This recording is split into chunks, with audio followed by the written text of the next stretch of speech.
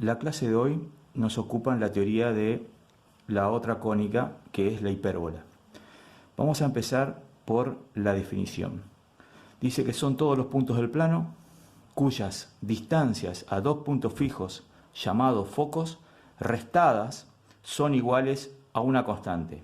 Y esa constante es la longitud del eje real, que lo llamamos 2A. Para demostrar gráficamente lo que dice la definición, acá tenemos nuestra cónica. Dibujamos el sistema de ejes, el eje X, el eje Y, el origen de coordenadas, y dibujamos un rectángulo que a la postre ese rectángulo tiene como base 2A y como altura 2B. Las diagonales de esos rectángulos juegan un papel importante que después vamos a ver cómo se llaman. Y dibujamos nuestra curva, es decir, lo que está dibujado con mayor intensidad es justamente la hipérbola. Tomamos un punto cualquiera de la hipérbola y tomamos la distancia que hay del punto a esos dos puntos fijos que tenemos, el foco 1, que llamamos distancia 1, y el foco 2, a la que llamamos distancia 2. Y entonces, si yo resto la distancia 1 menos la distancia 2, siempre me da un mismo número, y ese número coincide con la longitud del eje real. Siempre sucede lo mismo, es decir, cualquier punto que ustedes tomen de la hipérbola, siempre se va a verificar esta condición de que D1 menos D2 da como resultado 2A. Los elementos que tiene nuestra hipérbola. Volvemos a dibujar otra hipérbola, de la misma manera que hicimos en el caso de la definición, donde vamos a dibujar un rectángulo cuya base es 2A, cuya altura es 2B, trazamos las diagonales y las prolongamos y dibujamos nuestra curva. Es decir, que esto que está dibujado con mayor intensidad es lo que nosotros denominamos hipérbola. Muy bien, vamos a empezar por la ecuación.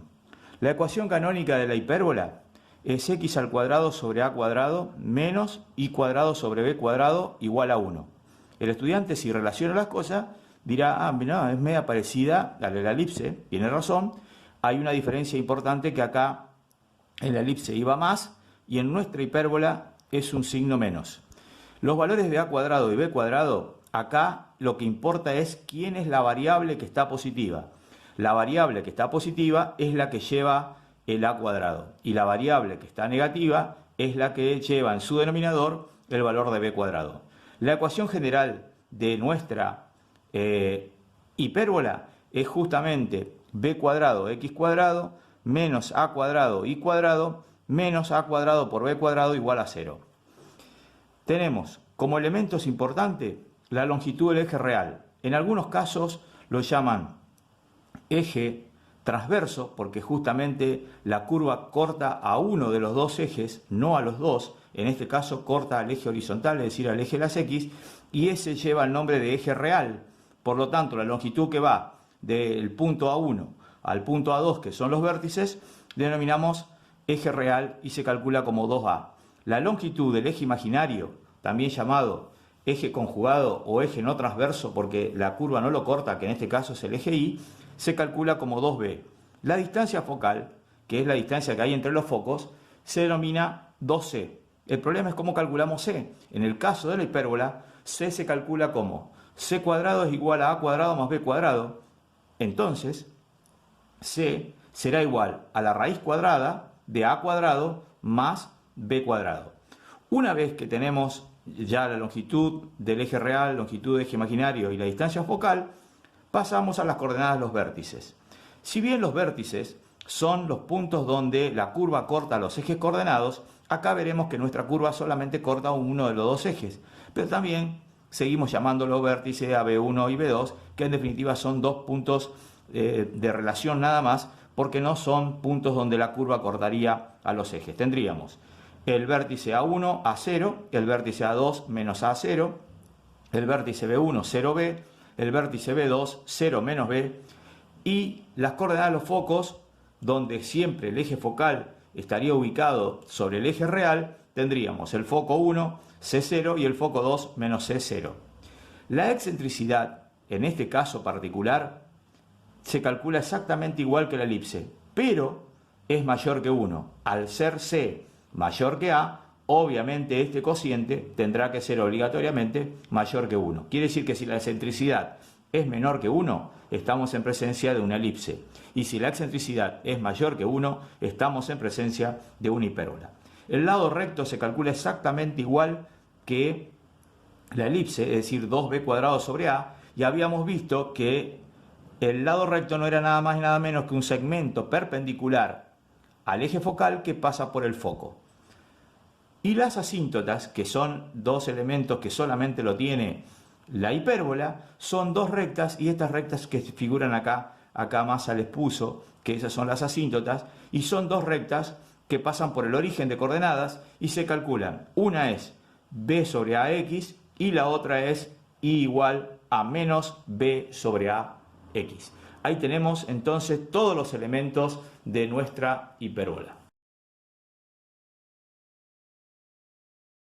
Como hicimos en la elipse, cuando empezamos esta clase de hipérbola, vimos que en los dos gráficos que hicimos, tanto en la definición como en la de los elementos, hemos dibujado que el eje real coincidía con el eje de las abscisas, es decir, el eje X. Pero no siempre es así, puede estar en otra posición. ¿Y cómo me doy cuenta que está en otra posición? Me lo indica la ecuación canónica. Habíamos hablado hoy que a² está siempre debajo de la variable que es positiva. Por lo tanto, en este caso, y² es positiva, entonces debajo, o sea, en su denominador, se encontraría el valor de a². Y en la variable que es negativa, se encontraría b². O sea que puede suceder de que a² sea menor que b².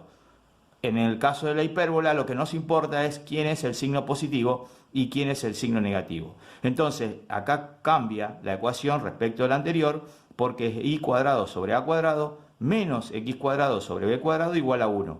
La ecuación general es esta. Ahí tienen el gráfico, fíjense cómo es la posición. Las asíntotas la tenemos acá. Ahora los vértices están ubicados el A1 y el A2 sobre el eje de las ordenadas. Justamente el eje ahora imaginario es el eje de las abscisas. ¿Y qué cambia respecto a los elementos anteriores? Solamente cambia las coordenadas de los vértices, que son A1 ahora es 0A, A2 es 0 menos A, B1 es B0 y B2 es menos B0. Y la coordenada de los focos, que siempre están ubicados los focos sobre el eje real, serán el foco 1 C0 y el foco 2 C menos 0. Las asíntotas acá cambian también porque ahora las rectas tienen como este ángulo, que es la pendiente, la tangente trigonométrica de ese ángulo, que es ahora el valor de A sobre el valor de B. Por lo tanto, las ecuaciones quedarían I igual a A sobre BX e I igual a menos menos A sobre BX, la otra asíntota.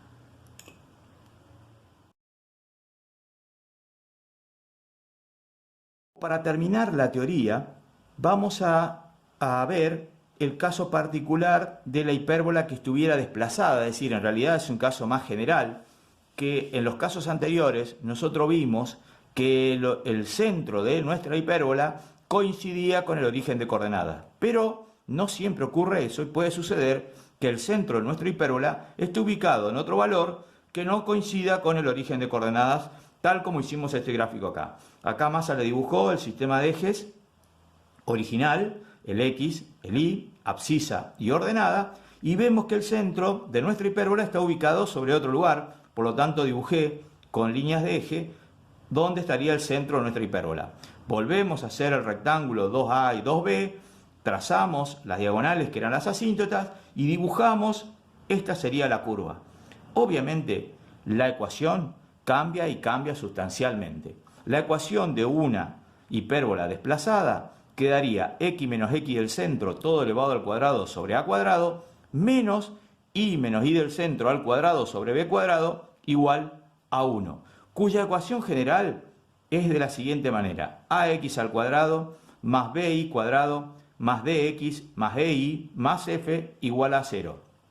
Si el estudiante que estudió la elipse se da cuenta que es la misma ecuación, pero no es así, porque para que la diferencia que hay entre una elipse y una hipérbola es que primero A y B tienen que ser distintos. Eso era igual al caso de la elipse. Pero ahora, tienen que tener distintos signos, o sea, el signo de A y el signo de B deben ser distintos. ¿Cómo escribo eso? Escribo que el producto sea menor que 0, porque cuando los valores de estos de A y de B son distintos, el producto siempre me va a quedar negativo.